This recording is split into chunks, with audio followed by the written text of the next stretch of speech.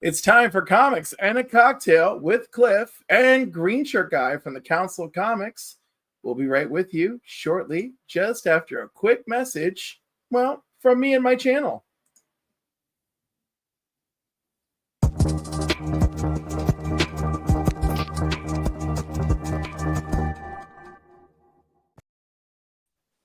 We're here. We're live. It's happening. We're doing it. Thank God.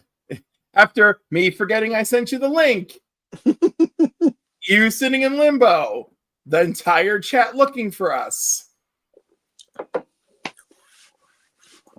No There we word. go. What are we sipping? I am sipping a rum and coke because I had no time this evening. I made the Dark Knight, which you sent me the recipe for. It's actually Is it great? delicious. It pretty is delicious. Right? I'm using my favorite scotch too, so it's even better. I'm so glad. Because, I won Seabizzle over with his favorite drink, or his favorite liquor of choice. Well, see, now here's the thing. Now that I have all the mixers for it, I might as well just keep making them. Right, exactly. No, that's what John's Comics for Kids did once he got the recipe for his. And I forgot to put the freaking recipe in the link. All right, so let's see. What is the recipe? The recipe for tonight is 2 ounces of scotch. You're using which one? I'm using Lafroig 10. Oh, look which at is that. My absolute favorite. Right, 5 ounces of Amaro Averna, right? Yep, I got that. Yep. A Luxardo Maraschino liqueur. Yep. 2 dashes of black walnut bitters, which I actually got from Amazon yesterday, I think it was. Wow. And so a brandy and your choice of garnish, brandied cherry or charred orange peel. I didn't garnish. I was like, I'm not going to waste my time with that. Maybe if I want to get fancy in the future, but right, in the future we're going to get fancier with it. There you go. Having people over, I'll make, I'll do little orange peels and everything, but well, the burnt orange peel is like super easy of all the weird stuff that they ask for. Right. And actually, I made a double too, so it's not just, Yay! All right, I just got out of work. I'm going to be drinking some smeared off ice once I get home from the store. Okay, there we go. Right on. Good evening, Thomas. Good evening, James. Thank you for being here. Jean Malo, how are you? All right, we're good. All right, so for those who do not, how dare I not have background music? Who am I tonight? What is this? This is unacceptable. This is not how we do things here. All right, now I have very gentle background music. And okay. I wore green for you tonight, by the way. I am so pleased. Did you notice how much green is in the freaking thumbnail for tonight? You got the Riddler, special guest Green Shirt Guy. Everything's green. You're in a bubble of green. I use my favorite picture of you with the world's biggest meatball sub because I love it. That is a great sandwich. It is. It's fantastic. Oh, my goodness. I want to remind people that next Saturday is the 31st, right? Yes. Saturday the 31st. I'm going to do a really big members-only giveaway because I did not do anything for April, so expect it to be explosive for that Sunday. It's going to be great. And Sam from the Council of Comics will be our guest. Nice. Now, people are used to seeing us on the Council of Comics, used to trashing Batman and Superman at each other. Used to our commentary on artists like Frank Miller and John Romita Jr. But for those who don't know you better, give us a quick origin story on how you started reading comics. Oh, geez. As far as back as I can remember, I've always liked artwork. I've always liked drawing artwork. So I think that's how I got into it. I remember getting oddly enough, a Superman comic. We were going to visit my mom's parents in Canada, as you well know, half Canadian. And it was always like, let's stop at the store, we'll get snacks because it's like 6.5 hour drive. And I was like, can I get this comic? And my dad's like, yeah, okay. So it was a Superman comic. So then I was kind of hooked after that. That's great. And by the way, I love that still to this day, you're the only other half Puerto Rican, half Canadian that I know. Is that right? That isn't related to me. Right. It's still the best. You mentioned art. So when did you feel like, art was a calling for you? That's funny you ask that, because I don't know if there was ever like a touchstone moment other than I remember drawing in church, and my parent, and I don't remember was drawing like a purse or something. Like it was on the floor next to me. And my parents were like, "Whoa!" Like normally you just see stick figures, and they're like, "Whoa, no, that's actually really good." So then they kind of pushed, encouraged me, and I would go to Saturday morning actually art classes at there was a local art museum that offered classes on the weekend. So other than just doing your normal stuff at school, on Saturdays, some people were playing basketball. I was taking art classes for a while. I love that there was a whole moment of your family being like, "Wait, you're actually good." Right? Yeah, like like I had all Let's cultivate this. They were like, "Oh, that's actually really good." I'm like, "Okay, I'm just doing it because it's fun for me." And then I was like, "Oh, if I'm good at it, maybe I should keep doing it."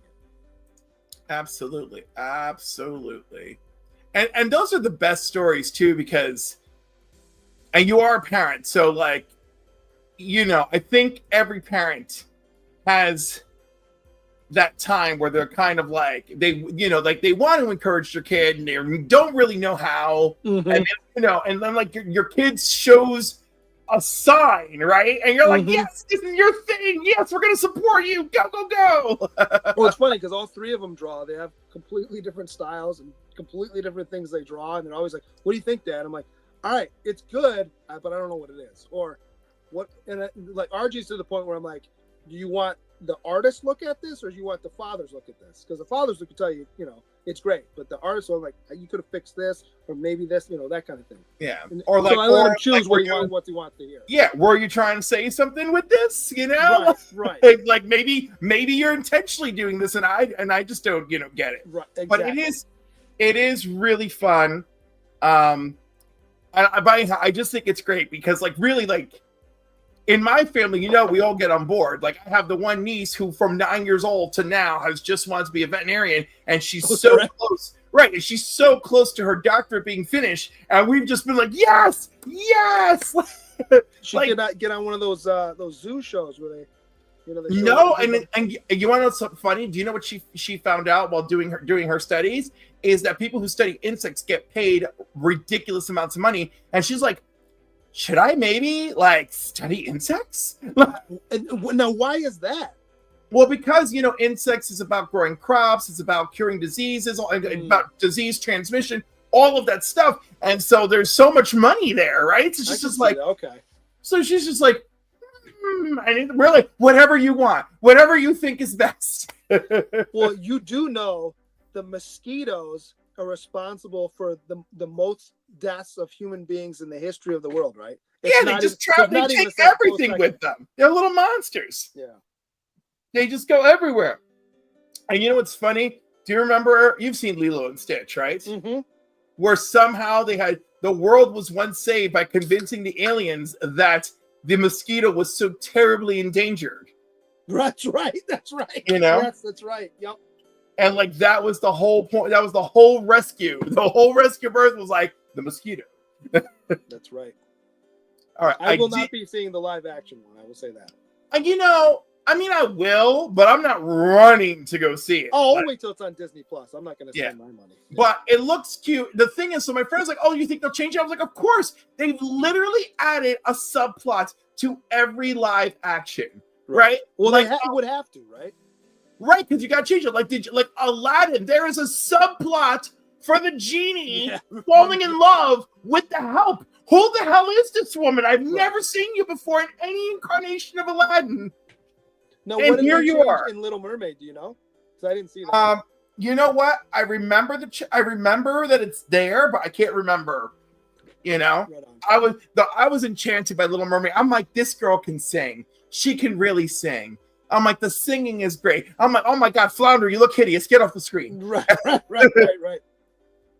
Well, so, that was why I never got invested in that one. Because in Little Mermaid for me was never like, oh, I love this one as far as the movie, the original went. So it was like, if all the hoopla that came out before that one, the live action, I was like, I could care less because I probably won't go see it because I didn't like the original that much anyway. Yeah. Same, but like I didn't hate it, and I thought she was great, and I didn't think like I don't know. I don't feel like it deserved all that backlash. And then, of course, Snow White. My opinion is Gal Gadot is the one that sucked in Snow White. Well, I was like, we've talked about this probably ad nauseum on the council, but like to me, that there's several problems. Let's just put aside her political snafus, really on both sides. Yes. A bunch of people said things that whatever side of the aisle you land on that people didn't like. But you got a main character who's supposed to be fairer than the queen, who's not. The character's name is Snow White, and the reason she's called Snow White in the original is she's white. This character's not. So like, and then the whole thing with the dwarves always made me laugh because I'm like, Peter Dinklage can say what he wants. I'm not saying don't have your opinion, but the dwarves in Snow White are supposed to be mythical creatures. They're not supposed to be small human beings. So like, I don't even know what we're talking about. all I know is it wasn't terrible, except her. She's what really brought the whole thing down. I'm like, say what you want about this movie. It's perfectly acceptable. I dropped by DJ Links to share some love, and he dropped by as well. Thank you.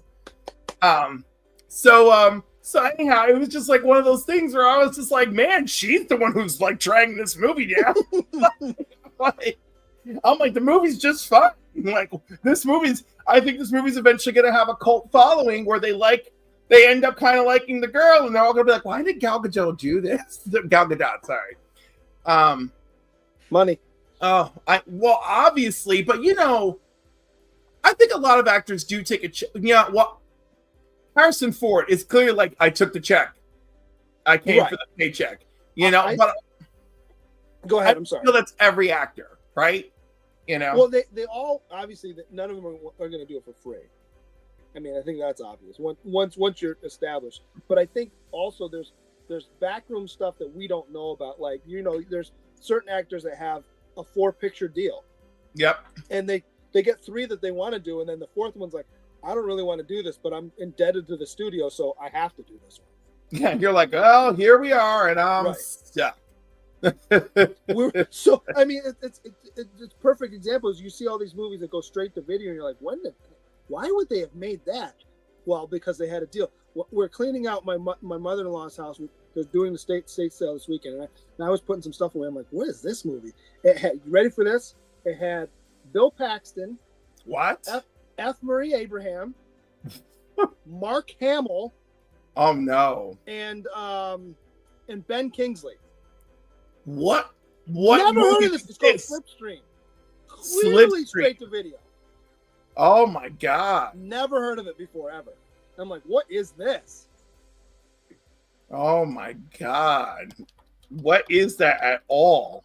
So, like I said, I mean, I almost guarantee in some of these cases, the ones where you're like, why are they in this? It's because they almost had to be. Oh my lord! Ben Kingsley, F. Murray Abraham, Eleanor David, Bill Paxton, Mark Hamill, Robbie Coltrane. Right? Oh my lord! And you see the poster. The poster's clearly just, let's cut faces and put them together. Yeah, and it's like, well, yeah, we'll work it out. We'll work it out in post, everybody. Oh my lord! Oh goodness! Oh, you can watch it for free on Tubi. What a surprise! I can't imagine why. Oh my goodness! Oh my goodness! You know what? Mark Hamill doesn't look too bad, though. I will say this. Well, you're right. I wonder if that was in the "I'll do this, but no one's ever going to see it, so I don't really care" type phase. No, but he looks pretty good. It's like, people might see this. Make sure I look good. That may have been it. Right. Oh, we got to watch this. We have got to. Oh, we have to watch this. Maybe you choose Mark Hamill as your actor, and then we watch everything that isn't Star Wars. Yes, what's it? Corvette Summer, Slipstream. Oh my God, what's another? You could pick a couple different Kevin Smith movies because he plays minor parts in those too. Goodness. And then Nate, good evening. He was in where he was like a bicycle racer. Right after Star Wars, the only one I remember after Star Wars or during Star Wars is Corvette Summer. I but don't think I saw it. Is that, and that's the one where he got in the accident, right? or around that time. Okay. Oh my goodness. Oh, you know what? Just as a treat, the last movie should be The Machine. I don't know if I've seen that one. That's based on that guy, the stand-up comedian. He stars in a movie where he was in this crazy, like, Russian mob thing when he was young, and he does a stand-up act about it. No, I do know. Yeah, I did see it. No, I know exactly what And then Mark Hamill's his he plays dad. his father. Yes. Yes, I have seen it. I'll watch it again if you choose Mark Hamill. It's interesting. It is interesting. It's also not the worst thing I've ever seen. No, But holy it's funny crap. because it's one of those stories where, like, you know that it happened, and why wouldn't you just draw from more of the stuff that you didn't tell in when you get up on doing your stand up instead of making stuff up for the movie?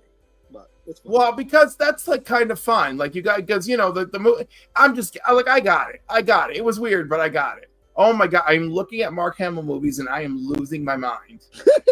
I am like, oh my god, dude, Wing Commander. That was a video game, wasn't it? Yes, but Wing Commander, the movie from 1999, Jeez. with Mark Hamill and Freddie Prinze Jr. Oh, I'm so tempted to choose Mark Hamill and ruin our lives. Nah. I'm so tempted. So tempted. Freddie Prinze Jr., Saffron Burrows, Matthew Lillard, Jurgen Prochnow. Jeez. Oh my god. I still haven't chosen mine. I've got it narrowed down to about 4, and I'm really leaning towards Chris Evans and nothing Marvel related. I have so many actors that I'm tempted by, and I want it to be fun. Like when we do this choosing thing, I get all caught up in my thoughts. You know? All right, going to try and make a Heroes Con. Yes, Nate, I'm guns blazing for. Well, maybe that's not the right term, but I'm fired up for Heroes Con. Fired up. Guns with orange tips on the end blazing. Yes. Nerf guns blazing. Right. Nerf guns blazing. My goodness. Also, at the top of the chat, I have a link for BCW supplies. If you use Cliff Comics, which the promo code is in the description, you get 10% off of your order. You help support the channel. I thank you very much. So get in there before them tariffs strike, everybody. Get in there. So that's my little promotion for BCW. So that had to be said. And I've already let you guys know about the other show. We covered some things. I think it's safe to move into our first topic, which of course is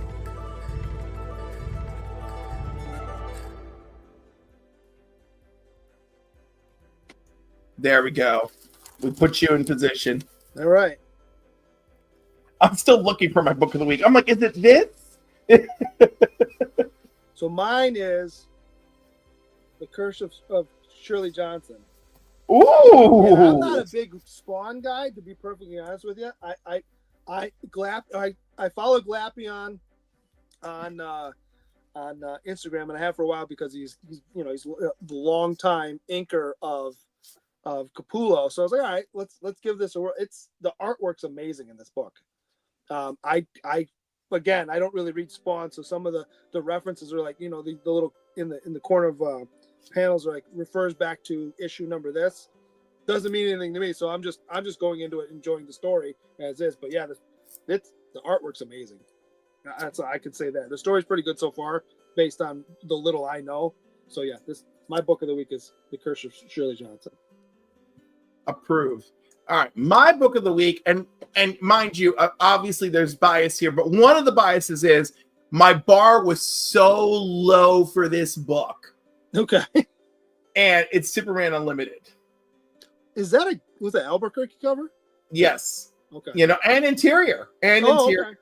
So art banger. Dan Slott didn't ruin my life. We're back to Jimmy being very Jimmy again. Okay. People need to maintain a sweet spot of classic Jimmy Olsen vibes, modern territory, you know? I mean, like, Jimmy should be dressed like a young man in his early 20s in the year 2025. Yes. But, and sure, there may be a few young people out there whose aesthetic could be classic Jimmy. I just don't think that that's just, they'd be hipsters, right?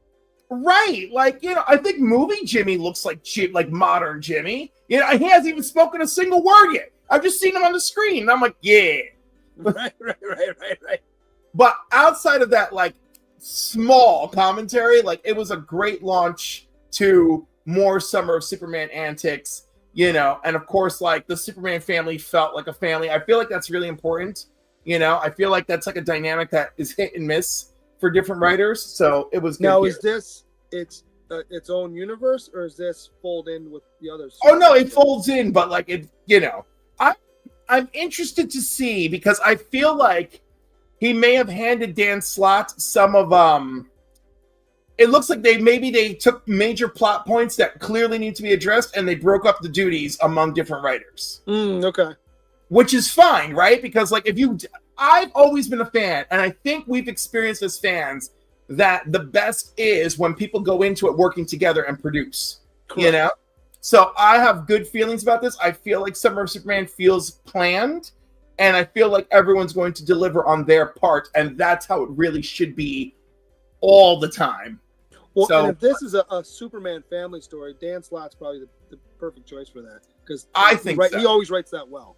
Yeah, no, he nailed it, Best book of the week has DC X Sonic the Hedgehog. See, if I just can't. Like, I like Sonic as like in his movie, as a video game character, and then like that's it. Like that's where it begins and ends with me. And other people are so down for it, and I'm really happy that they're enjoying it. But I'm like, okay. But it's good for you. But then I'm reading Spider-Verse versus Venomverse, and I'm like, wow, this is so fun, And I was even talking to somebody this afternoon about it. That's like, my logic center is like if Spider-Verse versus Venomverse were happening in the pages of ASM, I'd be incensed, right? But because it's in its own pocket of things, I'm fine, Well, because you can just enjoy it for what it is. Right. There's it's all about presentation. The latest issue of Venom is very good, by the way. Because apparently when it's revealed to us that Mary Jane is Venom, it's 6 months after the fact, and it's very jarring because she seems a little too complacent. And the latest issue covered some of that missing 6 months, and she is absolutely not okay. And I'm like, this is what I wanted to see first. I wanted to see that she is not okay, because she is Miss Vocal hating studios, right? Right. So I just feel like this should be the thing. Brian Nelson S in the chat, welcome. Tech Comics, hello everyone. Can't stay long, but thank you for dropping in. I appreciate it. All right, sir, we've made it through our opening gambit. We're gonna move into more exciting waters. Of course, we say this, and I'm so prepared for more exciting waters. I'm like, wait, where are you? Where are my things? Why are you all falling over?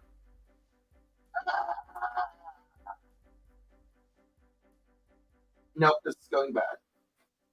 It's not going well. Nope, it's just nope. Things are nope. I don't like this. I don't like anything falling. Things are falling. That's not great. And I hate I'm always so afraid I'm going to repeat myself. Although it's funny, I'm going to cheat and not repeat. I'm going to not repeat myself, but I'm going to totally cheat tonight for our next session.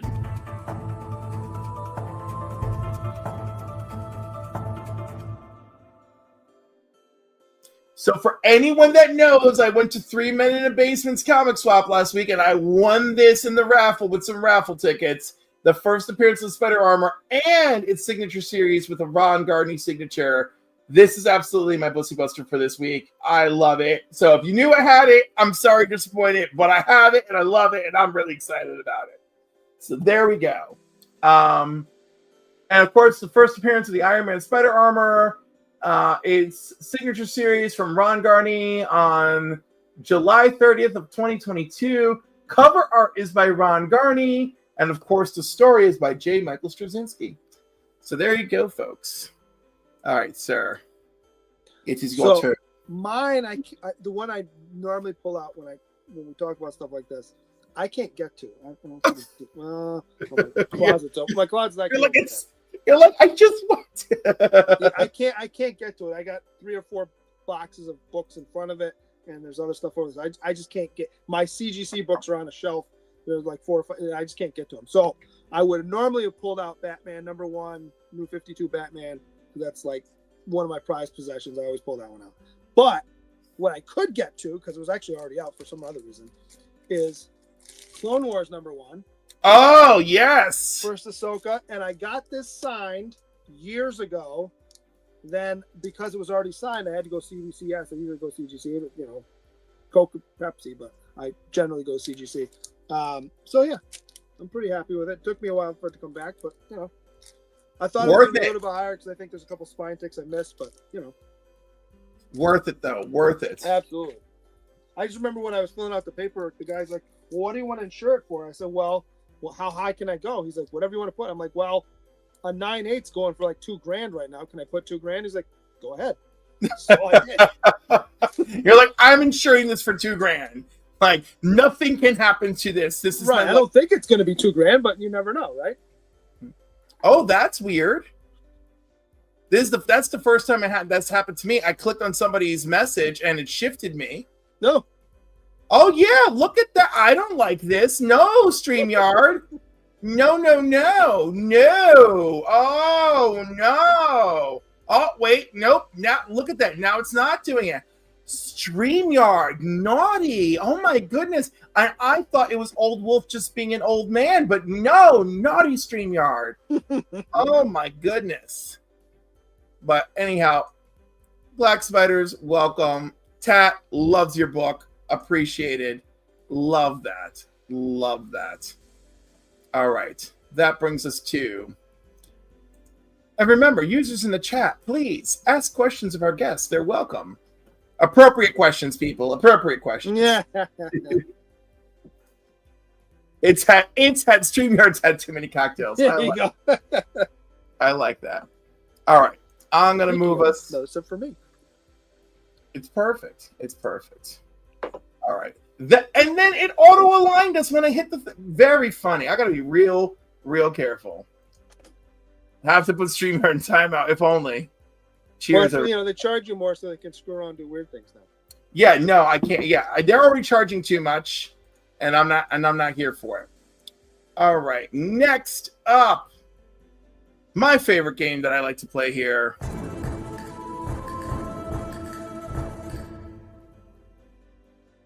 I'm not allowed to hate everything, right? No, you're not allowed to hate everything. And this is a really weird one.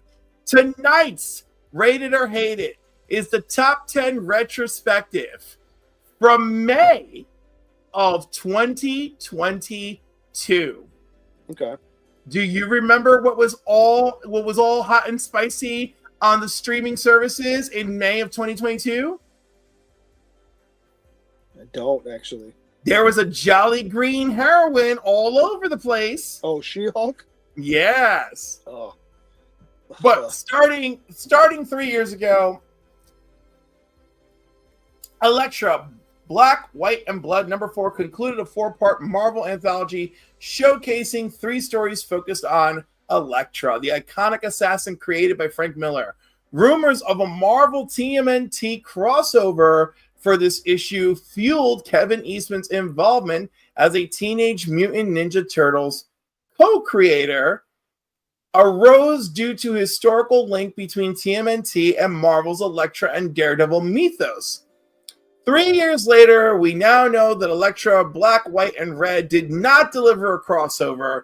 However, the anticipation surrounding it reflects fans' excitement for Eastman's work with Marvel and could spur interest in potential future collaborations. So here we have it. Rate it or hate it. I'll rate it. I'm a Daredevil guy, so I'll rate it. I can't say that I hate it, but I would say I would rate it. Well, remember, our scale is 1 to 5. Oh, yeah, maybe a 3. I am going to agree with you because it's uniquely Kevin Eastman in a 1 in 25. And I think that is very interesting in of itself, right? Yeah, absolutely. Absolutely. Yep. Oh, look. Tat, hope you come back. Black Spider's already gave it a 4. See, there's love here. There's love for this. You know? And it's interesting that after all these years and fueled interest in different generations, that connective tissue of TMNT and Daredevil still remains out there. Right. All Well, right. It's interesting that Daredevil did start as TMNT started as a Daredevil spin-off, if you will. You know, not necessarily Marvel licensed, but yeah, exactly. And actually, it's funny because I remember hearing that story and I was like, oh, you know what? I got a story that would start before that would lead to the reason that the truck was doing its own thing. I mean, it sounds fantastic. I was like, oh, the very accident that created Daredevil mutated the Turtles. Right. And you know what's funny? They've done so many Batman Turtles animated crossovers. I'm like, come on, Marvel, do one for freaking Turtles and Daredevil. That's I don't know why you wouldn't at this point. I mean, the hand, the foot. Yes. Come on. It'd almost be funny if they, you know, the Turtles are fighting, you know, the foot, Daredevil shows up and then the hand shows up. So then it's like they're completely surrounded. Yes. No, I love it. But also I would just love one of those things like a double spread and you have Elektra and Daredevil and Black Widow and they're fighting foot soldiers and the Teenage Mutant Ninja Turtles are fighting hand soldiers. Yes. Like, I think that'd be so great. And they're clearly surrounded, but you've got that whole like montage-y thing, you know? Mm-hmm. I really like that. You know, it's funny.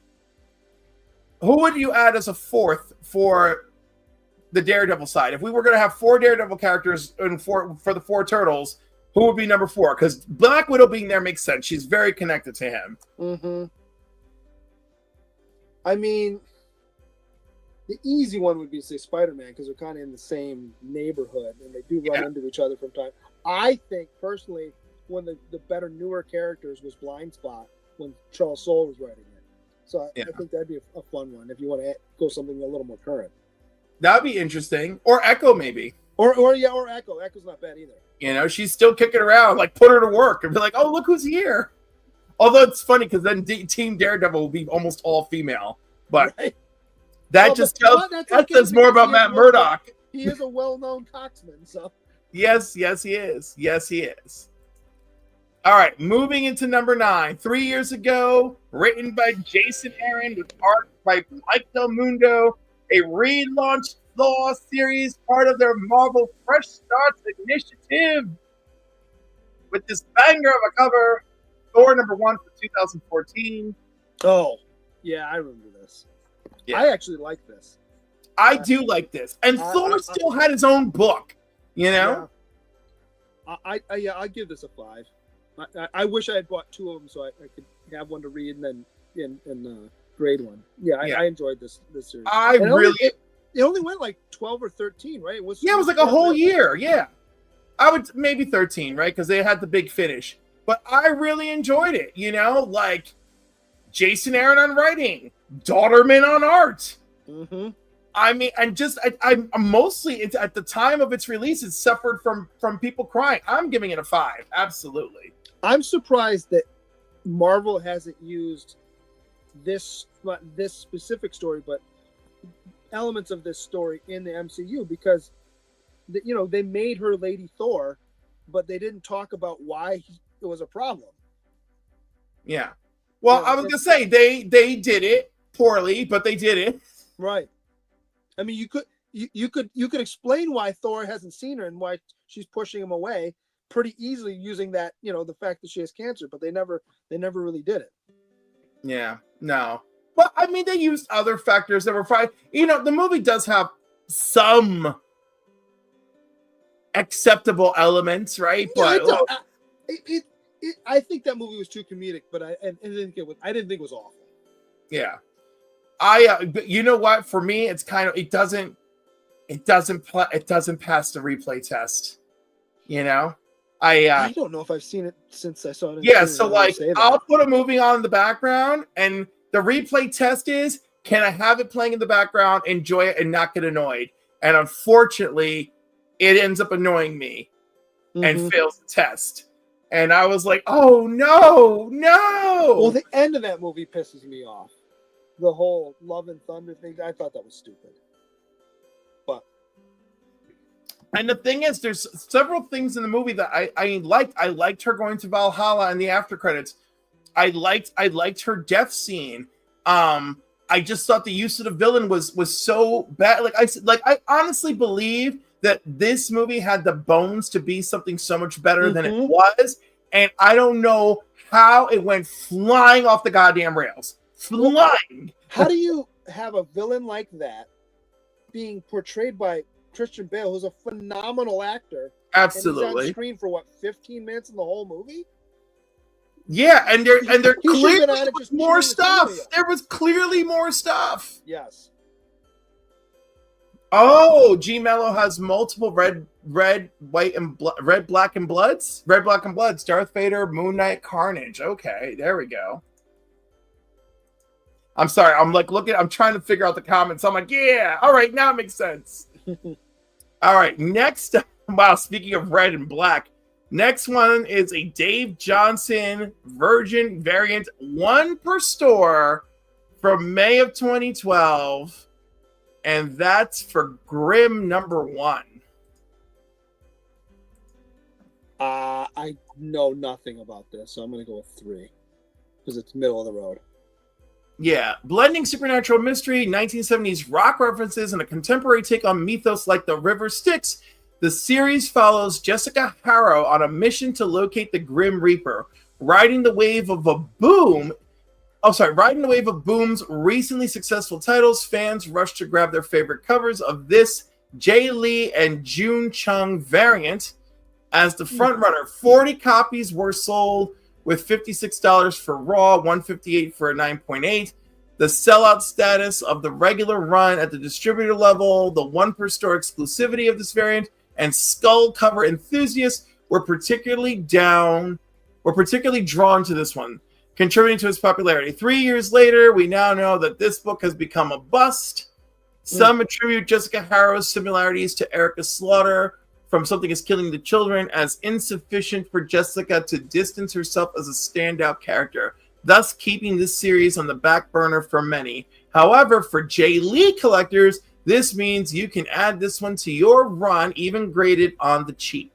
Yeah, I was going to say, especially if this one went from $1.79 to $37. $37 is $2 over grading. $37 is $3 under grading right now. Is it? I thought it was $35 with shipping. Yeah, but when you add in your shipping cost, it's more. Okay. Because you pay the fee, you ship the book, and you also pay for the return shipping. Well, I'm talking most of the books that I get graded, I'm doing at a show, so I'm really paying it, getting shipped back to me. Yeah. Okay. Well, yeah, that's a different story. But I'm just saying, on average, just a regular old book, it's about $40 now. Okay. You know, then this is a steal then. Yeah, no, 37 is a steal. And it's a Jay Lee cover. It's a Jay Lee. This is a Dave Johnson cover, but all right, this is the Dave Johnson variant. The interior is Jay Lee. Right. So I'm almost curious to go like dollar bin surfing for this series. Yeah. Rude, welcome. What is up? Rude, you can join my after party hangout at 11. All right, next up from 3 years ago, concluding the Hell on Earth War arc on the pages of X Factor. We have X Factor 221. Marked as the first cameo appearance of the cat demon Kasha. In 2022, fans became intrigued, leading to a niche following of Peter David's run, which focused on detective-style adventures of X Factor. At that time, we tracked prices for raw copies at $50, likely due between a mix-up of Basque and Kasha. Yeah. Rate it or hate it. I'm gonna hate this. And I'm going to join you because I've never been a huge fan of X Factor, so you know. Listen, I actually like his run from back in the day. I really like the whole there being detectives thing, but this is This is kind of this absolutely is dollar bin material. I'm so sorry. I really am. The next one I have some real feelings about, and you might too, because it has. Here we go. Yeah. The next one is published by DC Comics in 1999 under its America's Best Comics imprint. And we know this book by Alan Moore and Kevin O'Neill as The League of Extraordinary Gentlemen. Ooh. I'm gonna rate it. I'll give it a 4. Ooh.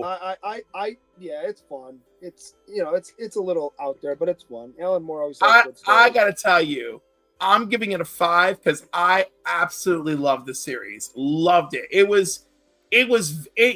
lives nostalgically for me as refreshing. Yeah, I was gonna say it's different. It's not like anything you've seen before. Yeah. And I love what he did with all these characters. I love how he used things. I loved how, they kept getting messages from M, and M usually would either mean, in Sherlock Holmes stories, it either meant Majesty, or it would be M like Mycroft, his brother. Right. And here it was twisted into, haha, bitches, Moriarty. Right. But it was all so well done and so well, incorporated. I really, really enjoyed the series. Highly recommend, people. Highly recommend the original League of Extraordinary Gentlemen. And by the way, have you noticed how female forward this top 10 list is? I'm seeing that, right? Because freaking what's her name? Steals the show in this one. Mina Harker. All right. No, this one. No, I'm sorry. Yeah. Mina's gets to be a badass in this series. Right. All right. Next up on the top 10 list, the first appearance of the adult Franklin Richards. Fantastic Four 245. Everyone thought that because that he might be mentioned in the multiverse of madness, and here we are. I'm gonna be the guy that everyone hates. I don't care for Fantastic Four. I will go see the movie, and I will probably enjoy it. But they're as an entity, they've just never done it for me. I know some people love them. I know Josh loves them. They don't do it for me. So I'll go with a 2. Oh, at least you gave it a respectful 2. Yeah, I'm not gonna. It's not trash. It's not for me. This is actually part of John Byrne's run, which I found enjoyable. It's actually a kind of a bit of it's kind of a bit of a nostalgic cover too. Mm-hmm. I'm gonna give it a 3, and that's with me liking the Fantastic Four. I don't think that this was like the best of the best. We got Adult Franklin, but hey, Adult Franklin does show up and does mess around when it comes to Days of Future Past, doesn't he? Mm-hmm. I think it's interesting that the corner box doesn't have Sue in it. Right, because she's on the cover. Right. It's just kind of interesting that they went, okay, let's do this. Yeah, no, it's definitely an interesting way to go. I don't think I have to explain why the next one is on the list. The sensational She-Hulk #1 from 1989, again by John Byrne. Mm-hmm. You know what? As much as I didn't like that show, I'm still going to love this. I'm going to give it a 5. I'm going to join you in giving a 5, especially because, look at this. If you don't buy my book this time, I'm going to come to your house and rip up all your X-Men. There you go. That is like the most wonderful, like, cover line, like, come pick this up, Right. I love that. She-Hulk is like, I'm not playing, buy my book. Oh, and which brings us to the Savage She-Hulk #1 from 1980. It's such a classic cover. Really is. I mean, absolute classic cover. I'll give this a 5 as well. I just love She-Hulk, and she is used correctly. In the books, she generally is. Yeah, so like, and I always have a special place in my heart for her, and she was the first to get breaking the fourth wall correct, And I like little things where like they're in the middle of like a major battle, and she makes like an off comment, and like Luke Cage or somebody's like, "Who are you talking to?" She's like, "Oh, never mind." Right. It's wink. no big deal, Or like even when they did World War Hulk, where he was coming back, and like the first issue is her meeting up with Amadeus Cho, and he's like, "Look, I brought grape soda, your favorite," not knowing that in the grape soda was a trigger to reinvigorate her gamma genes, so that way when Doc Samson showed up to stop them, she would She-Hulk out and fight Doc Samson. Right. And that was, and just even when she was walking on the side of the road, she's like, "I can hear the piano music, can't you?" And I was like, "Oh my god." Like, so good. One of my favorite moments from that Hulk era. All right. Oh, you're going to love #2. You're going to love #2. The first appearance of Vincent Patillo, the Leapfrog. Daredevil #25. Yeah, you know me. If this was one of those ones that's on, we do our movers and shakers, I'm picking this. So, yeah, Daredevil, what do I call it? My favorite bowl of soup? Yes. It's always consistent. You know what you're getting. Sometimes it's better. Sometimes it's just average, but it's never bad. So, yeah, I'll give this. I can't give it a 5 because this character's kind of but I'll go with a 4. I got to say, he looks badass in his first appearance, at least. He does, but yeah. I'm giving it a 3 because I feel like that's a reasonable place for the Leapfrog. But it is classic Daredevil, and he's got the right outfit. It looks really good. I do like I know I'm some totally people like the yellow one. I've always been a fan of that one. I like both, but I feel like it's about tone and attire. Yes. All right, last up is a Marvel team up, and I am fond of it because J.M. DeMatteis with art by Kerry Gamble. And Spider-Man has a very odd team up in this book. And that odd team up is with Leapfrog. The villain is Speed Demon. Our buddy here, the Human Torch, gets knocked out. And somewhere along this issue, Spider-Man has to team up with Frogman, who dons his father's costume to fight crime rather than commit it. So it's Leapfrog's son in this one. Oh my god, what almost too much going on there. Yeah, but I mean it's Marvel team up. Yeah. I'm going middle of the road. I'll go 3. You know what? I too, with my love of Marvel team up, am happily going to go with a 3 because it's a really fun book. There's a lot, there's just almost too much though. There's almost too much going on, but like I love that. I love it, All right, and that brings us to the end of the Cover Price retrospective top 10 from 2022 and our session of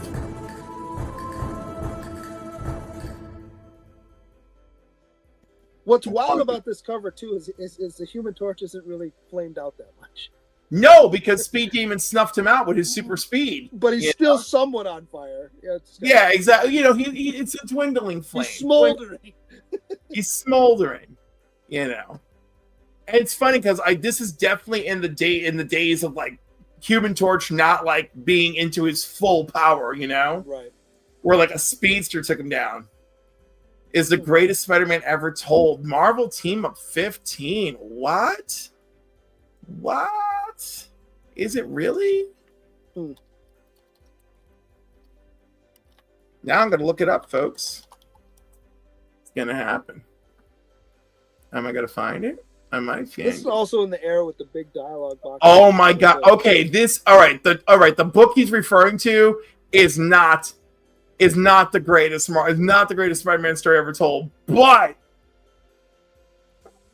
it was actually in the greatest Spider-Man. I can't remember the name of the Spider-Man stories, but it actually made it to the Spider-Man Treasury Edition because it was a really great issue at the time. I don't think modern readers would find it, as appealing, but it's Marvel Team Up 15, Spider-Man's first team up with Ghost Rider. It's interesting. That's an interesting team up. And apparently the cover. Yeah, and also the first appearance of Orb. So, Right.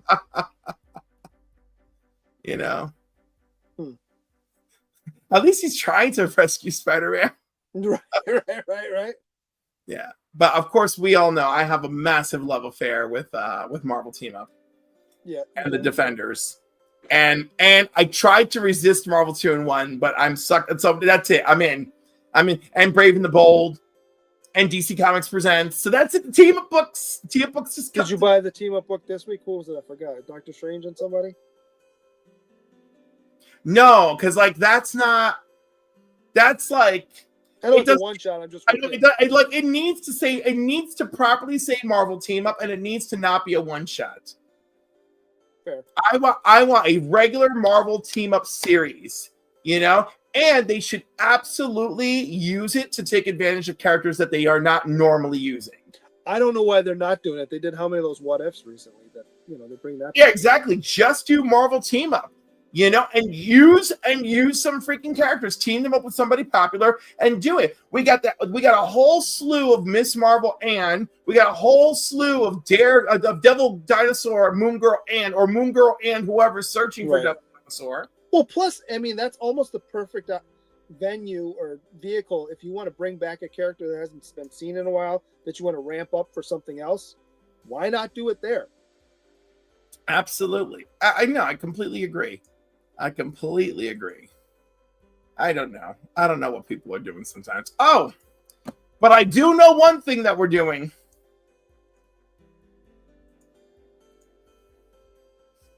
The Comics Curing Cancer store is up and running, folks. Look at this, and look at this new shirt. This is the back of the shirt.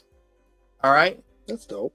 Look at this young man reading the Comics Curing Cancer book, picturing himself as a Captain America alongside two other Captain Americas.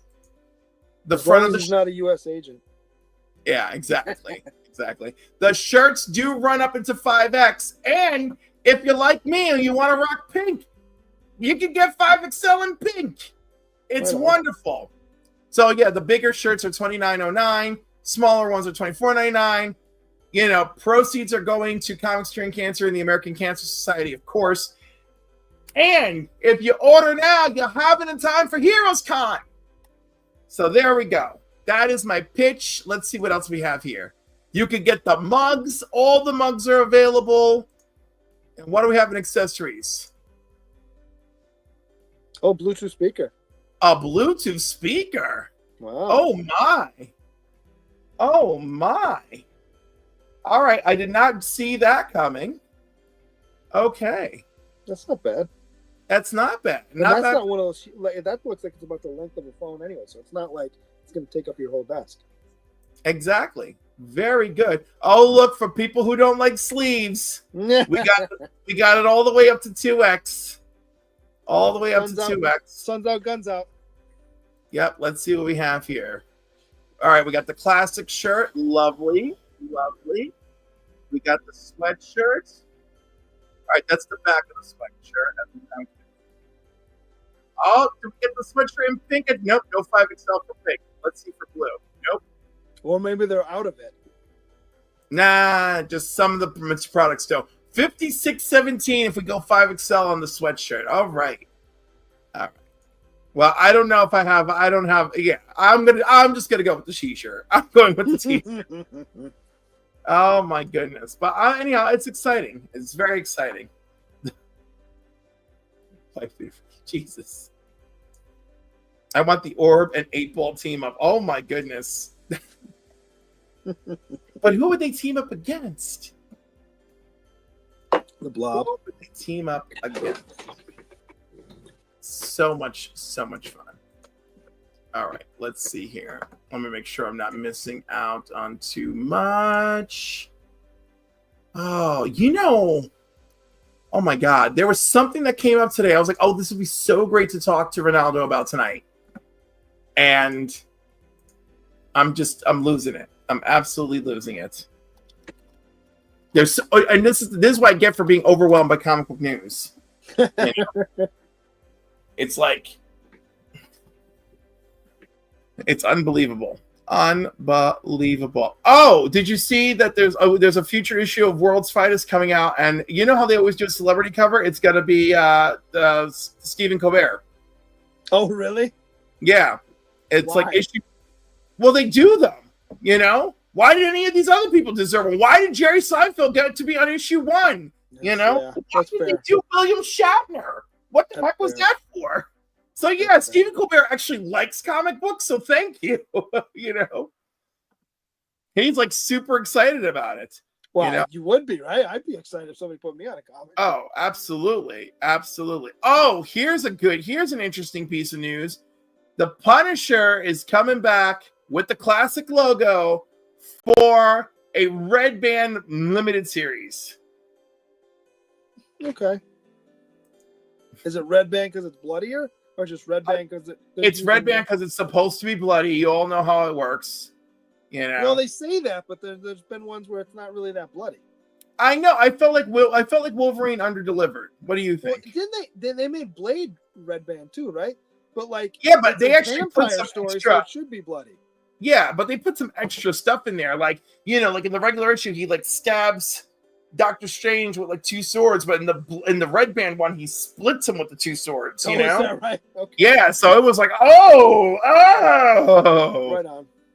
Not sure it was worth the whole thing for that, but it got a little extra bloody and a little extra meaty. What else have we got here?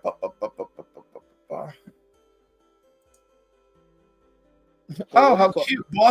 Boston thinks of itself as a comic book hub. That's adorable. I mean, they do have comic book shops. I'm going to give them that. Right.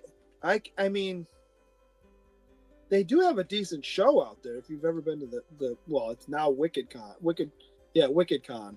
It used to be the Boston Comic Con. That was a good show. The Boston Comic Con used to be great. I don't know now. Now I don't hear about it the same. So the original owners sold it to Fan Expo, and Fan Expo moved it to 2 weeks later. It's still whatever, and they used the huge convention center. Well, the original owners started WickedCon, and they put it back in the Seaport in that hotel. And apparently, so I didn't go this year because I just, with vacation time, I'm going to Iceland, so I had to use vacation time for stuff. Because there were some issues last year getting it up and running again, it was free to go this year. Oh. It was I want to say it was the 2nd or 3rd week of April. It was free this year to get in. Well, Fan Expo Boston is August 8th through 10th, so already it conflicts with my other plans. Right.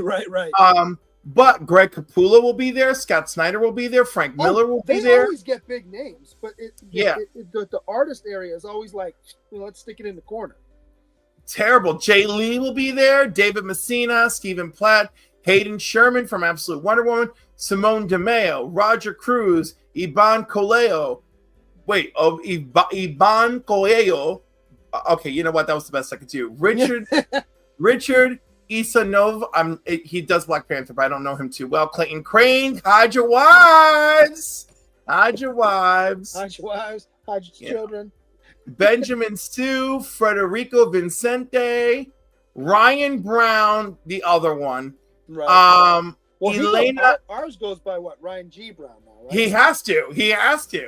Elena Casagrande, Nicholas Draper Ivy, Valerio Giangiordano,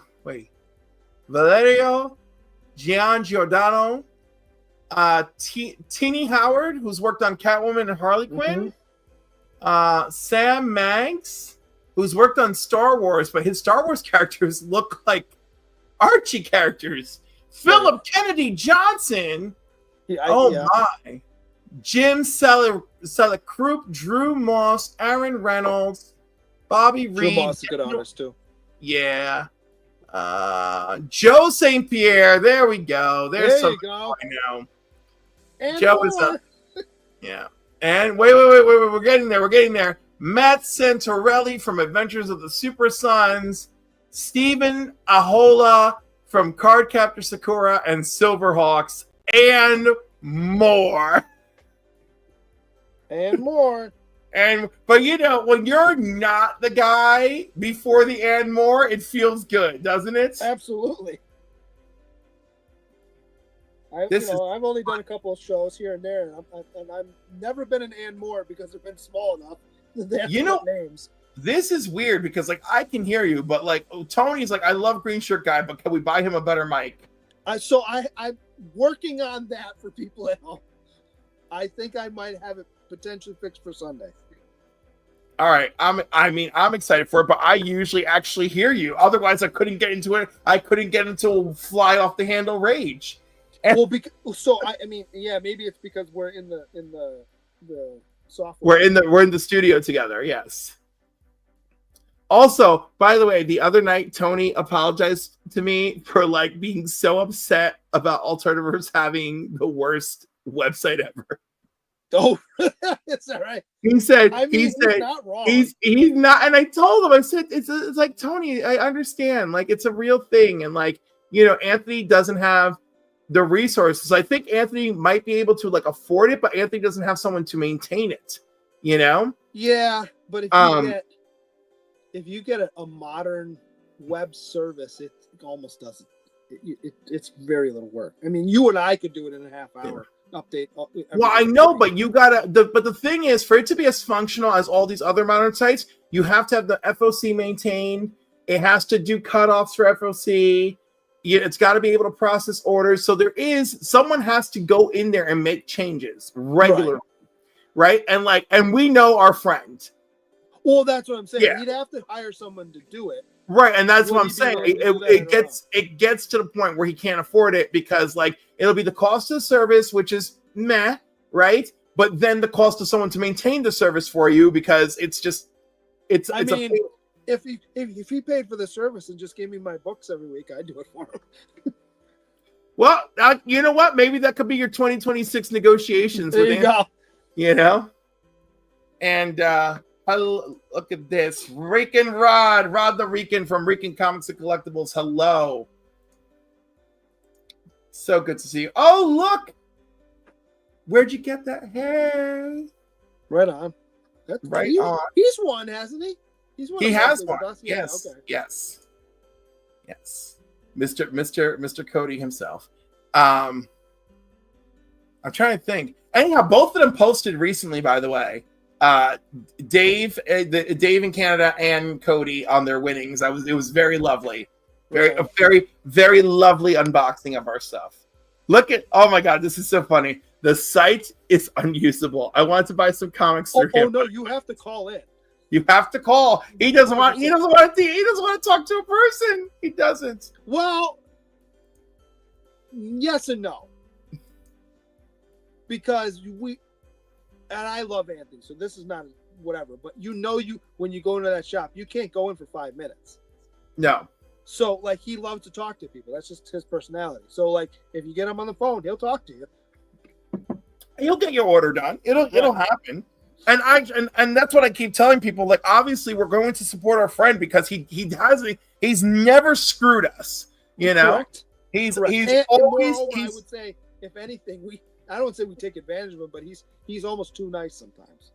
Yeah, no, that is true. But definitely he's never screwed us on the comics. He's always been like very transparent if something goes wrong.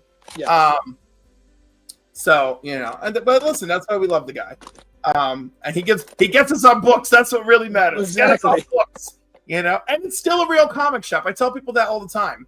So correct. There's a young man who's doing every comic shop in the US. He just finished Massachusetts. I'm dying for him to come to New York. Oh. So it'd be dope if he came on a Tuesday when we were all there.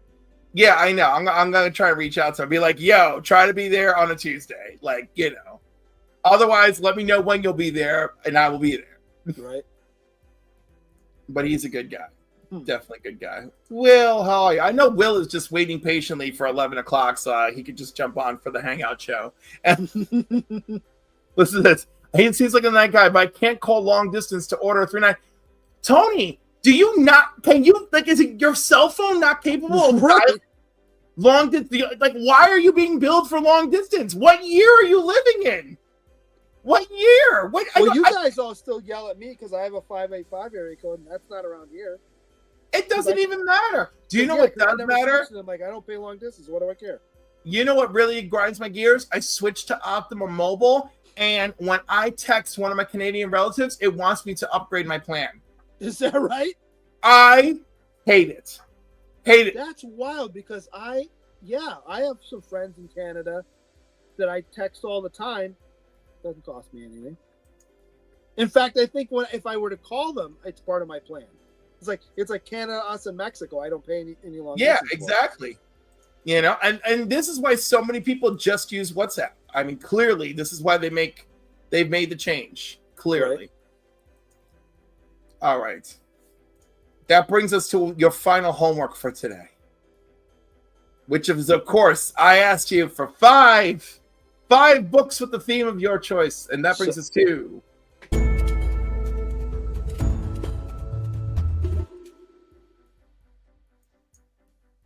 now. Of course, if you don't have exactly 5, you're new here. I'm gonna allow it. Actually, I have 6 because whatever.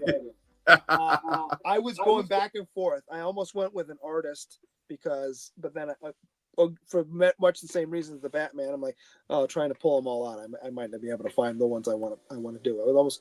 We're all going to be the same artist, and the reason I chose. I went with comics that have been optioned that we're still waiting for the movie or the TV show to come out. Yes, I love it. And I found a list. I'm like, okay, I do have some of these. Some of them I knew, and then I was like, oh, I didn't realize that one got optioned. So the first one is a Mark Miller or Mark Millar, however you want to pronounce it. Huck. Right?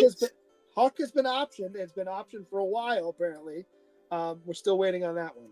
And this only went, I think it was 5, maybe it was 6. And there's going to be another, like a sequel, volume 2 coming out soon. So yeah, Huck. If you haven't read that, yeah, but I really like Huck. And the covers were all great. If you remember, they were all homage movie covers. Yes. But he was like he was like a little Superman, He was like almost like a Forrest Gump Superman. Yeah, very much.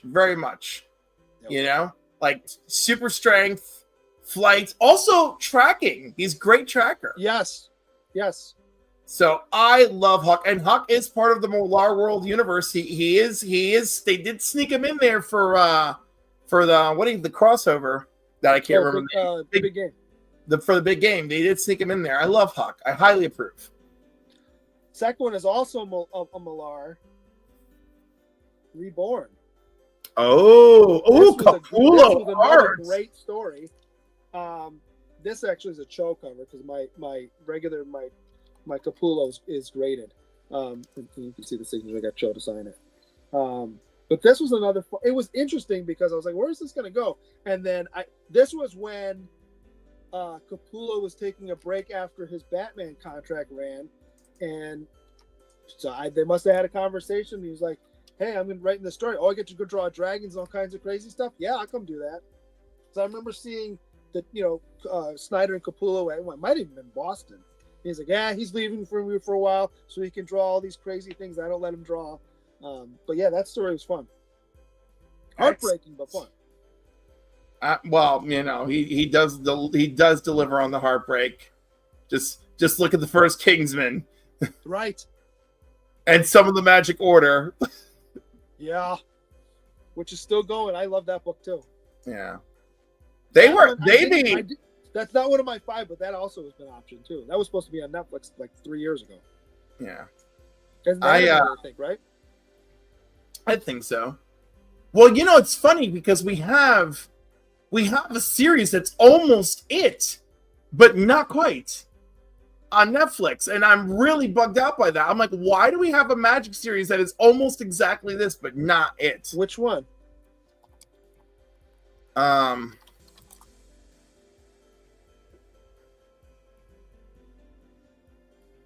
The Magic Order was supposed to have started production in March of 2024. Right. But if I remember correctly, it was going to be animated. It was not going to be a live action. Right. But there is a live action show on Netflix that's called Magic Something. Anyhow, it doesn't matter. But it's so weird because it's very adjacent to what he wrote. And I'm like, why is this not his product? Why is this here? Well, because they probably went, we can get this one off the ground. We don't have to deal with whatever. But who knows? I guess so. But a lot of times they have more than one project that has a similar theme, and it's just whoever can get out first. Yeah. Oh, Magicians. Magicians. Oh, is the yeah, show. I didn't watch it, but I know what you're talking about. No, but it's weird because I'm like, why is this almost it? Also, It's not even. By the way, it's not even on Netflix anymore. Well, it wasn't a Netflix show, right? It was. No, but they were putting it out there like it was. By the way, you can watch The Magicians for free on Tubi. Oh my God! Tubi's not going to be free soon. I can almost guarantee it. Well, they're working off advertising, and honestly, I hope Tubi never sells out because everything good that we've ever enjoyed that was profitable on its own, as soon as they sold out to a corporation, that's it. Correct. Yeah. Correct. If I ever come up with any product that's worth people trying to help me to buy it from me, don't let me sell out, Green Shirt Guy. Don't sell out. I don't want to. If I'm already worth hundreds of millions, I don't need to sell for hundreds of millions. Fair enough. I will remind you, and you're going to be able to shut up. I want more money. I hope I'm never that greedy. If honest to God, if I ever say shut up, I want more money, it'll be because I want to build places to give homeless people places to live, or I want to feed the unfed. If I ever sell out something like that because I want a quality product, then it's got to be because I'm doing a greater good, but never because I just want more money. That's fair. Because I'm like, I don't know why these people are so greedy because you die and then what? Take it with you?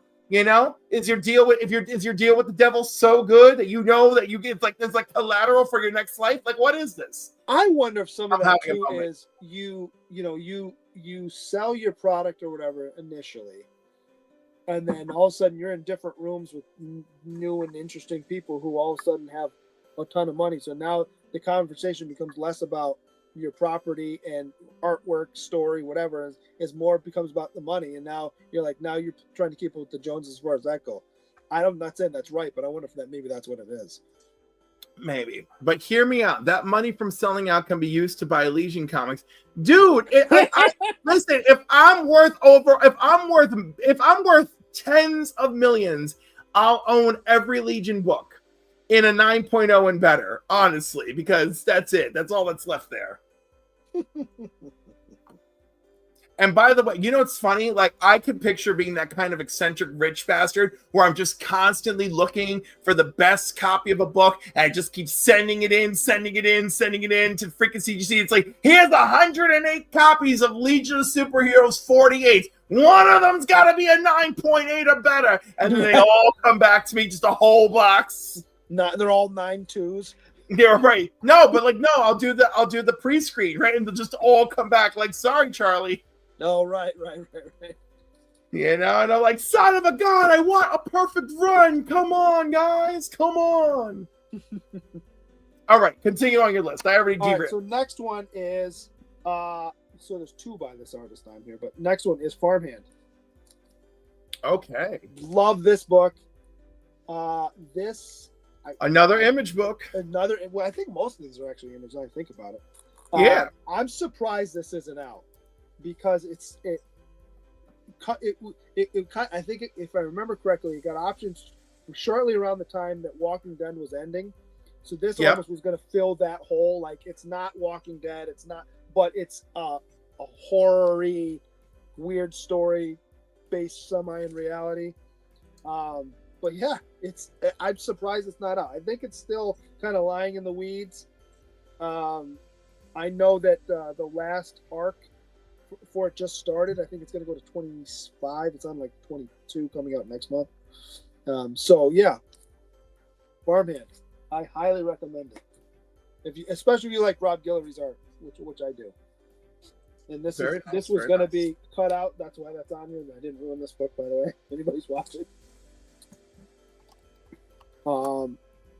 Actually, I think I did grab all Image, not necessarily on purpose. I was trying to find. I went 22 issues. It's on. Well, 22 is next month. I think it's going to end on 25, if I remember correctly. Nice.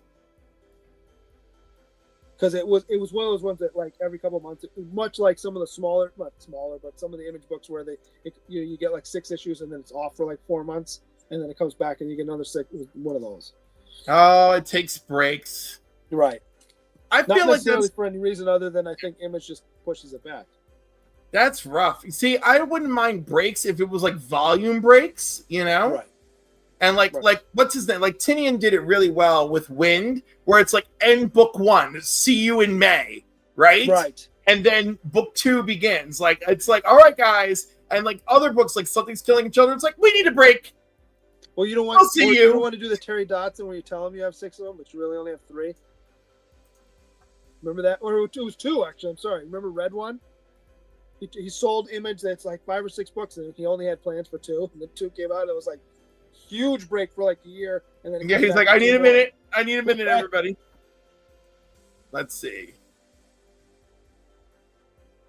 Oh, is that what Farmhand is? It's basically there's this guy. This is the father.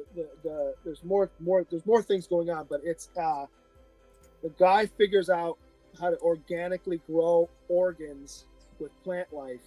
Okay. So if you lose your hand, they'll grow your hand and then attach the hand. But as we all know in comics, it's just not that easy. There's things that are happening, and the government might be behind some stuff, and there's some other weird things going on, and there's a cover up as to what's really going. Yeah, it's interesting. It's a fun story. That sounds great. I'm like, and right on this one, you can see he's growing hands. I actually drew a cover to send to him, but the book's about to end, so I was like, why send it? And they probably won't print it. So, very true, very true. So, but yeah, highly recommend that. And like I said, it's about to end, so maybe get the trades it might be easier. But love that book. Next one is again another Image book. Oblivion Song. Oh, Oblivion Song. This one got optioned as well. I think this was optioned to be a movie, though, as opposed to a series. Another Kirkman, Kirkman, much like Millar, or Miller, however you pronounce his name, seems like whatever they write turns to gold, and they almost write. I don't think they specifically write books so that they can go on the screen, but their stories are paced so well that it's easy to turn them into a screen property. But yeah, this is a fun story too. And I was gonna pull my number 1 out, but it's buried in the closet too, because it's great. So this main character keeps making runs into the Oblivion Zone or something. It's an alternate dimension, so yeah. Oh, does he actually rescue anyone? I don't want to give anything away. There's someone on the other side that he didn't expect to be alive from the before. And there's other things too. Yeah. Okay. Nice. I don't want to ruin it for people. It's good. And it only went 36, which is odd because a lot of Kirkman books go, 100. Well, you know what? I think Kirkman is wise to be like, this is where I want to end it. Let's just end it where it feels right. Before it becomes you're stretching, Yeah. It's a good looking book. It really is. It really went this way. I'm trying to think who the artist was. Di Felici, I think. Yeah. Yeah, Lorenzo Di Felici. Yeah. Yeah. So. Oh, he did a Pride Month variant too on issue 31. Oh my goodness. Yep. Oh, I'm gonna have to. Does that mean is the main character gay or no? I'm asking for no. Well, someone's gay in this book. It's good. It's a So, okay, so someone's a homo because there's a Pride Month cover. There's a Pride Month cover. There you go. There you go. Oh my God. Oh, I'm getting that book. It's funny. Issue 36, the last issue, is almost an homage to the first issue. Yes. The cover, that is. You know what's wild too? That is I don't know if you can see it in the corner here. See how it's signed in the corner? Yeah. The artwork on the first issue, the variant was the color of the signature. So if you got it was that. I think it was green. If you got the green one, it was worth a gajillion dollars because there was only like a handful of them out there. Because most of them were either pink or red. I can't remember. Oh, well then. Well. Oh man. Oh, there's a Dan Panosian. Sorry, I'm getting horribly distracted by things that want money. It's okay. All right. Woo. Is that it for you? That's your 6 books, right? Oh, that was 4. Oh, that was 4. Oh, damn, I'm really off. So then another, the one that I alluded to. Rum has that other effect. Guillory is Chew. This was supposed to be a half-hour series. This is an awesome book. An awesome book. I remember I was collecting it for a little while, and then I was like, I sat down and actually read them, and then I was hooked. And Stephen Yun was attached to it, and then it's just sat in the weeds, in purgatory for forever now. Who knows if it's going to come out at this point? I think they were actually going to do it as a cartoon as opposed to live action, but yeah. The main story is this detective has, if he tastes something or bites it, he can get all the history of that. So he solves murders because he'll bite the dead person's toe and he can figure out who killed him. Except unless he eats beets. Beets are his kryptonite. For whatever reason, if he eats beets, it's how he cleanses so he doesn't hear and see everything. Wow. That's fantastic. It's funny. I talked to Tim Seeley a little bit about Chew because Hack Slash had a one-time crossover with Chew. I have it. Yeah, and he was like, I'd love to like mix it up with some of those characters. I have that, and then Revival did one too, and it was one of those ones where it was a double cover. So I have it, and I have it graded. So it's Chew on one side, and Layman and Guillory signed it on that side, and the other side is Revival. So everybody that worked on that one signed it on the other. So it's kind of cool. So it's it's graded. So you flip it, you can see all the signatures. It's kind of cool. I mean, I'm in. I'm all for it. I have a few issues of Chew. I need to play catch up. I have them all. Most of the key ones at this point are all graded. As they should be. Okay, last one is another Millar, Chrononauts. Oh yes. And this was how I found Sean Murphy. Like he probably did stuff before. I just didn't. But I was like, okay, who's this? And I was like, oh, the artwork is amazing. It went 4 issues. It's a time traveling screw up story where these 2 guys basically are bungling idiots traveling through time and screwing stuff up, but then they have to go back and fix it. The one of the covers, if I remember correctly, was issue 2 or 3. They have a Ferrari back in like ancient Egypt. So yeah, that's good.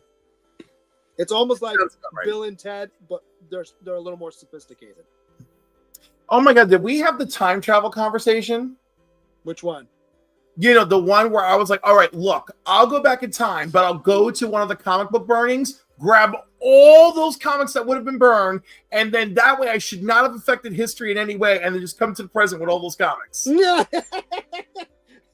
So you're pulling the Infinity Gauntlet where you take them and you put them back right at the exact same time. So nothing. Right. I will take them away from when they should have been removed from time anyway, to profit on them in the future, because everything else I thought about was like, no, because like if I walk into a store and I buy out Amazing Spider-Man 300, it's going to have a cascade effect on all the people who couldn't buy Amazing Spider-Man 300, So I was like, that's going to be bad. But I was like, but all those comics were destroyed. So if I just take the comics that would have been destroyed, Nothing should change.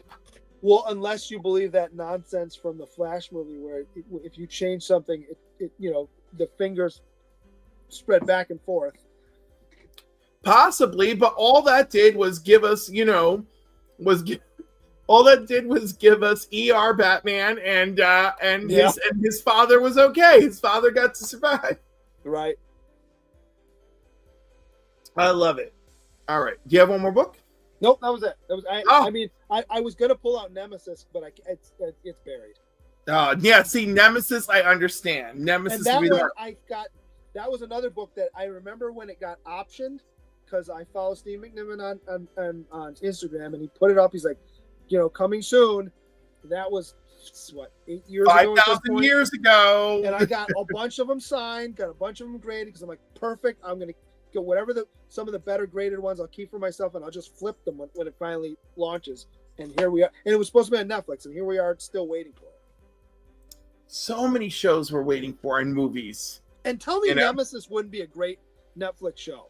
Nemesis would be amazing. Nemesis would also be a great series of movies. Yes. Yes. But Nemesis is among the stuff they paid him like $4 billion for, right? I think so. They paid him an exorbitant amount of money to create products that they didn't capitalize on. Because yes, I understand that a lot of people didn't care for Jupiter's Legacy, but I didn't hate it. But Super Crooks was so good. I don't think I saw it.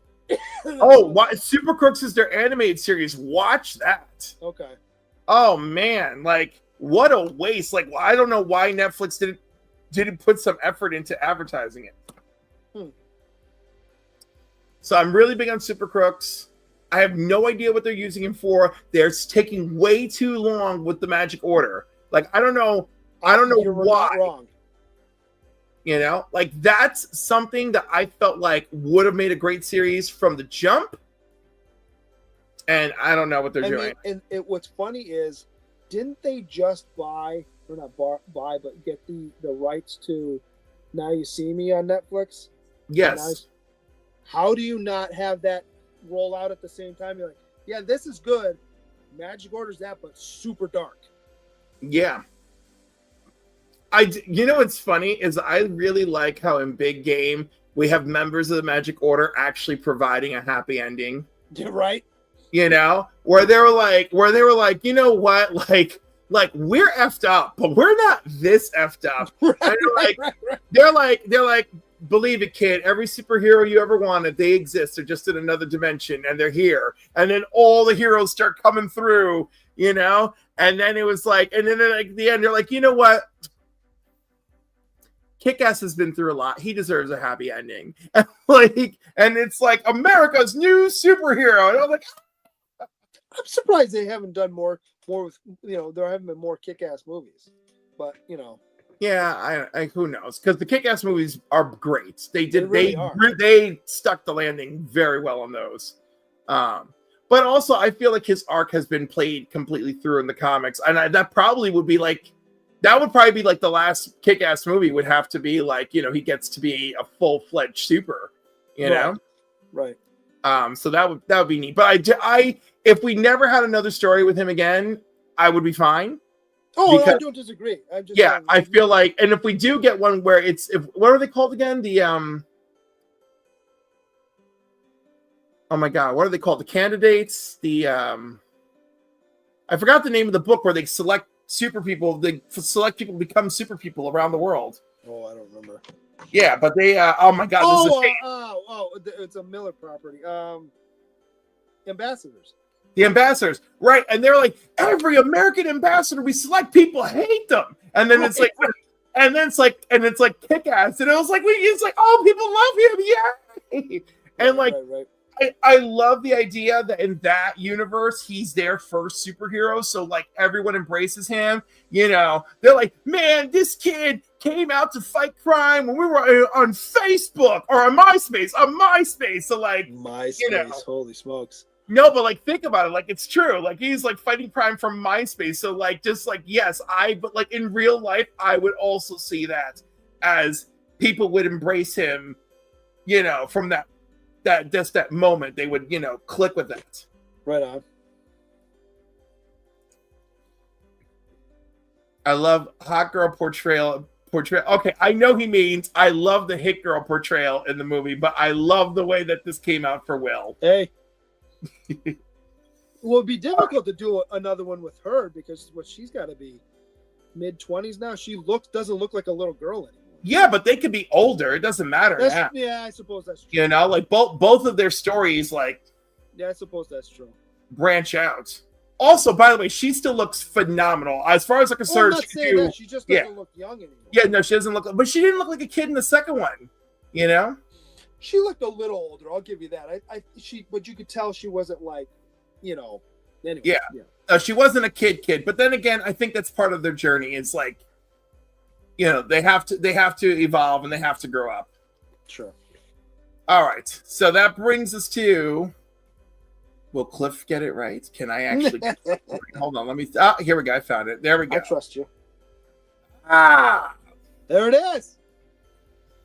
Next Thursday night, Lady Fantastic Hello. Next Thursday night, episode 9 of Fill in the Blanks. You guys are doing G.I. Joe, and Sam is co-hosting. Yep. And actually this time I know what I'm doing for my cover. Ooh. So it's good. I'm cheating. I'm kind of almost redoing a piece I did a while back. And maybe is anybody doing Sam's favorite character? That's what I want to know. Was his what? Storm Shadow? Yeah. Storm Shadow and Snake Eyes are his two favorites. I could put Storm Shadow on mine, I suppose. No, mine's gonna have Cobra Commander on it. I think Sea Bizzles. So we're doing the G.I. Joe. It is number 1. And if you remember, there was 2 versions of the same cover where one had the Cobra logo in the corner, one had the G.I. Joe logo. I'm doing the Cobra logo, and I want to say Sea Bizzles is doing the G.I. Joe logo. Oh, that'll be fun. That'll be fun. I'm looking forward to it. And then, you heard the announcement for episode 10, right? You're doing Transformers? No, we're doing The Doctor, and our host is Brian L. Oh, that's right. Brian L. is going to be the guest. Yes. So, yeah, and that's going to be second week of June? Yeah, I think it's the 12th, if I remember correctly. Yep, June 12th, Thursday night. That's perfect. And the following Thursday, I'll be at Heroes Con. Right on. I can't wait.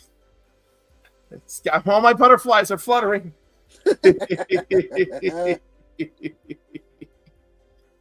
Oh, my goodness. LF Body Shots. Yeah! At Heroes Con. All right. So excellent plug for Fill in the Blanks. Of course, you can always find us at the Council of Comics Sunday nights at 5 p.m. Eastern Standard Time with the box office and the movies that we're reviewing. And this week we're in the midst of Denzel Washington. And I might not make it because I'm at a barbecue. No, is that right? I still got to watch the movie, which I think it'll be tomorrow night. You know what's funny is I watched the movie this evening when I got home while I was making dinner, and then I was like, oh no, I may not even be around. Is it streaming anywhere? Because I don't even know if I got to pay for it this week. You know, that's so unfair because I just used my Fire Stick. So I can't even give you an honest answer about it. I'll find it. It's not a big deal. I like the movies. I think I might even own it, but I have to. My office is the part you're seeing is pretty clean, but the rest of it's kind of a mess. So my DVD's over there, and it might be if I have it, it's buried. Yeah, it's a wild ass travesty up in here. Taylor Winder. Hashtag's my porn name. So yes, you can find us Sundays on the Council Comic at 5 p.m. Eastern for movies, 8 p.m. Eastern on Monday nights for new keys and hot comics of the week. Wednesday nights, 8 p.m. for our live hangout show. And of course, our pre-recorded New Comic Book Day also airs on Wednesdays at 5 p.m. And on every other week, you've got Fill in the Blanks with Sea Bizzle and Green Shirt Guy, which is fantastic. Get to hang out with them, watch them draw some cool stuff. And of course, you can find me here on Cliff on Comics. or 17 other shows. Yeah, or 17 other shows. Saturdays I'm there, Sundays I'm here, I'm over there, I'm doing the things. I gotta do better at actually doing stuff in public. Like actually filming them out and about. That's what I gotta do. All right. Well, on behalf of myself and Green Shirt Guy, and the fact that I got to be back here in 15 minutes so I can run my hangout. Everyone, thank you for joining us. Make sure you hit the like button. Make sure you've left a comment.